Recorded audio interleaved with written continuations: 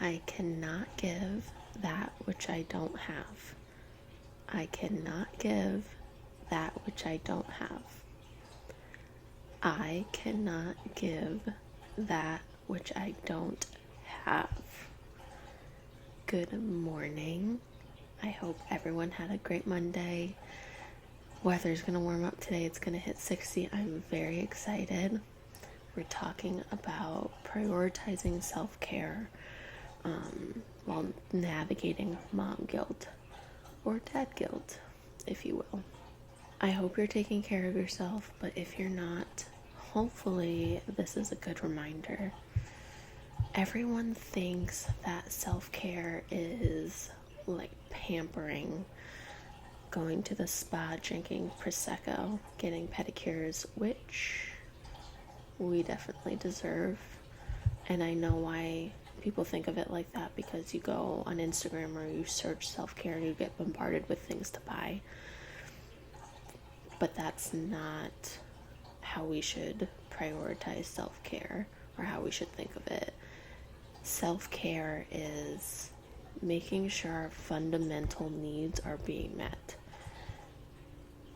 When we're children and adolescents, our needs are met by our parents and our caregivers, but as we enter into adulthood, there's no one to make sure that we're going to the dentist or making sure that we're happy and healthy. It falls on our shoulders to do that. And I think the moms out there, probably most, can relate that when you get pregnant and you have a baby. When I had Cody, it's like, oh my God, there's this beautiful, precious thing that now relies on me, and I want her to be the most amazing, happiest, healthiest kid on the planet, and I want to give her everything I have to make sure she's got the best shot. And I guess, I don't know at what point does something constitute as postpartum depression, but you just have hormones roaring, and I was a mess. And when things didn't go perfectly, when breastfeeding wasn't perfect, when sleep wasn't perfect, I was just breaking down. And I'm lucky enough to have a partner that, when he saw that, demanded that I prioritize myself and I do things for myself, and self-care had to be number one on that list.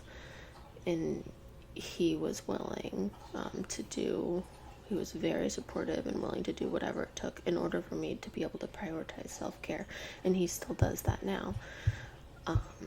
If you don't have a supportive partner, get a new partner. No. If you don't have a supportive partner, you have to find support somewhere, whether it's mom, dad, friends, me. Reach out to really help you learn that you matter too. I think one of the most powerful forms of parenting is modeling. It's really apparent right now because my daughter is so young. Kids will look at what we do more than what we say, almost always. So when I'm working out, she wants to work out. When I'm doing yoga, she wants to do yoga. If I'm on my phone, she wants to be on my phone. She wants to do exactly what I'm doing when I'm doing it. And as your kids get older, it's less apparent, but they learn how to behave from your actions. They learn to have healthy relationships by looking at what your relationships look like. And that includes the relationship you have with yourself. So if you're not prioritizing yourself, if you're letting everyone else's needs come before your own, they're going to learn that that's how they're going to behave as well. As they get older, they're going to learn that sacrificing themselves for the needs of others it should be a priority, and that's going to be, in their romantic relationships, in their relationships eventually with their kids when they get older, and it's going to be harder for them to break out of it. This is not to give you one more thing to feel guilty about, right? That there's just one more thing that you're not good enough as a parent. That it's not that. We need to reframe what caring for ourselves is. It's not selfish. It's actually the most selfless thing that you can do to show your children and your kids that you need to prioritize your needs, because if you don't, no one else will. And it's, I think, one of the most important behaviors to model. One more time, I cannot give that which I don't have. This goes not only for kids, but partners, work, jobs. No matter how much you think you're sacrificing to give to your kids, sacrificing yourself to give to your kids, you're always going to be at a net negative if you're not caring for yourself. You're going to be nicer, more objective, more engaged, more present with your children if you are taking care of yourself first. I have a friend, I'm not going to throw them under the bus, but they told me recently, I really don't like the way I'm speaking to my children. I don't like the way I'm speaking to my kids.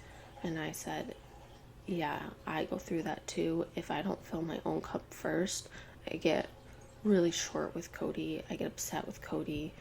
I need to do my morning routine. I need to have my mornings in order to have the energy to be patient and loving and kind toward her.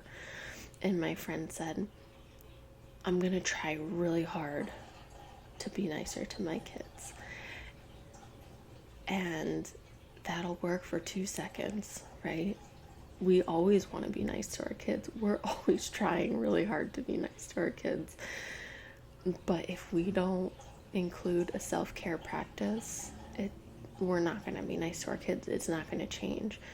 We don't have the energy to give to them, and they know when you're not happy, when you're not healthy, when you're running on fumes. They're very intelligent creatures. They know when mommy's not happy.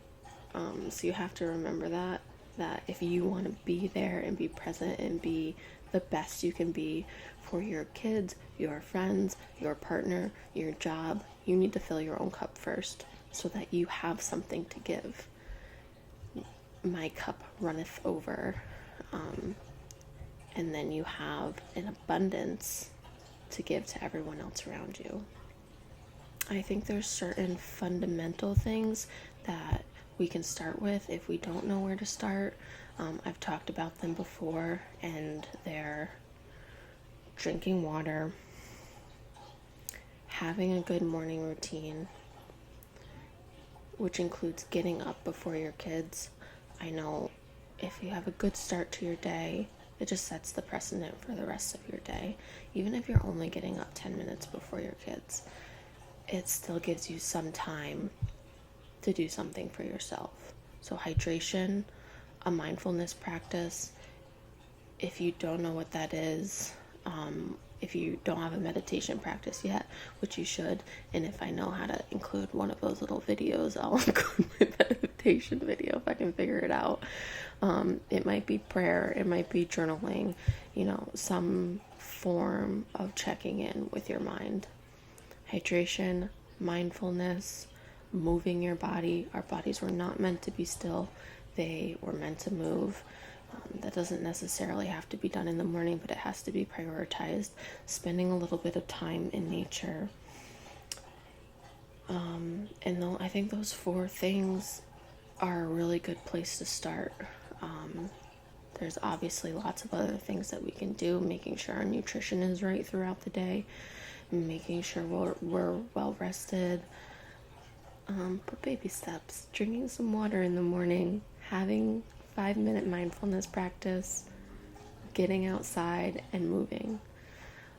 And if we do those things, I think we can be better moms, better partners, better employees, and be happier while we're doing it.